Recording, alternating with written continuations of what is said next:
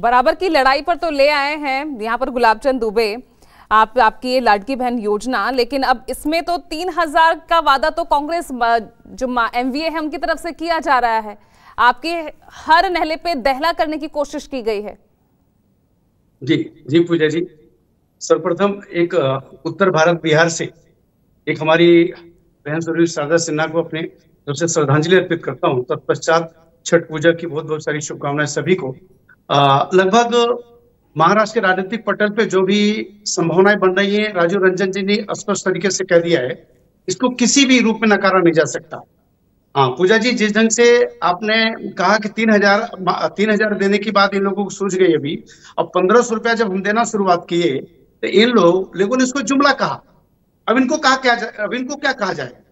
इसका कहा जाता है कि जुमला नहीं है, जुमला का भंडार है इनके पास। अब इनको लाडले भाई भी दिख रहे हैं, लाडली बहना भी दिख रही हैं, महालक्ष्मी धन योजना के तहत अब काम करना चाहते हैं। इनका एनडी गठबंधन, ये लोग, इनका मैनिफेस्टो पांच विषयों पे घोषणा की जाती है और फिर भिन्न विषयों पे इनकी अपनी तैयारी है। तो रही बात कि अब जो ये करने जा रहे हैं, वर्तमान सरकार की नकल करने जा रहे हैं, इसमें कोई संदेह नहीं। और रही बात हमारी, इनको अच्छा खासा मौका मिला था 2.5 वर्ष का। 2.5 वर्ष में चाहते तो बहुत कुछ करके दिखा सकते थे जनमानस को, यहाँ पे जनादेश को, महाराष्ट्र के जनता को विशेष करके। लेकिन यहाँ की जनता अच्छी तरह जान चुकी है, और विशेष करके इन लोगों को, जुमलेबाजों लोगों को, जो खटाखट राहुल गांधी ने जो घोषणा की थी, उस पर लगभग पूरे फेल साबित हुए। इसलिए उनके ऊपर से यहाँ का जनादेश का भरोसा खत्म हो चुका है। महाविकास आघाड़ी इस वक्त महाविनाश की तरफ अग्रसित हो चुकी है, इसमें कोई दो राय नहीं।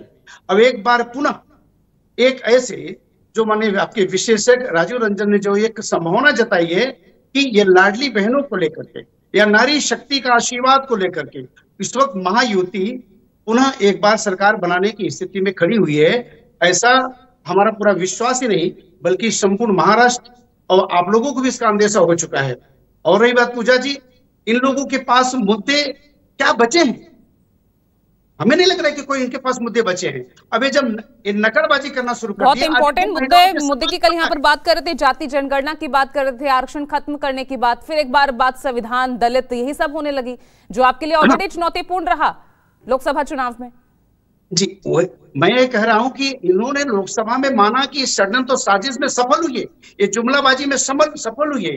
इन्होंने संविधान को आड़े हाथ लेकर के, खटाखट को लेकर के, तमाम ऐसे जुमलाबाजी, इन्होंने जो घोषणाबाजी की, लगभग आपको नहीं लग रहा तेलंगाना, कर्नाटक, हिमाचल में पूरी फेल हो गए।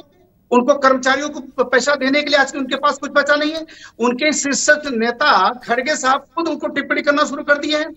सच ये है कि महाराष्ट्र में ऐसा कुछ ना करें, ऐसा उन लोगों के पास आज के तारीख में मुंह दिखाने के लिए कोई जगह नहीं दिख रहा है। कर्ज की बात करें तो महाराष्ट्र पर भी 8 लाख करोड़ का कर्ज है, वो आप क्यों भूल जाते हैं फिर?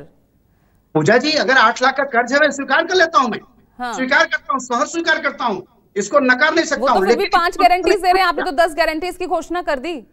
आप कह रहे हैं कि उन्हें 2.5 बरस नहीं सूझा, तो आपको भी तो 2 बरस नहीं सूझा। जैसे ही आपको लोकसभा चुनाव में यहाँ पर डेंट लगा, आपने तुरंत लाडकी बहन योजना की घोषणा कर दी। पूजा जी, पूरी गतिशील महाराष्ट्र को इन लोगों ने रोक दिया था, वो चाहे अटल सेतु हो, चाहे कोस्टल हो, मैंने सभी योजनाओं को रोक दिया था। तो फिर कर्ज होता कहां से? हम लोगों ने तो पूरा इसको एक पूर्णता दिया। तो ऐसे हालत में कर्ज नहीं होगा तो क्या होगा? कर्ज हुआ तो किस हालात में, किस परिस्थिति में हुआ? मैं पूछ रहा हूँ, कर्ज के बोझ तले महाराष्ट्र इस वक्त वर्तमान 80 लाख करोड़ के तादाद में। फिर इनको कहां सोच रही है चीज के लिए 4,000 हमारे युवाओं को देना चाहें, 3,000 रुपए हमारे लाडली बहनों को देना चाहते हैं। फिर तमाम इन्होंने जो भी मैनिफेस्टो कल इन्होंने डिक्लेयर किया है, इनके पास पैसा कहां से आ जाएगा? सच तो ये है कि ये आज के तारीख में इनके पास कोई विषय ही नहीं बचा हुआ है।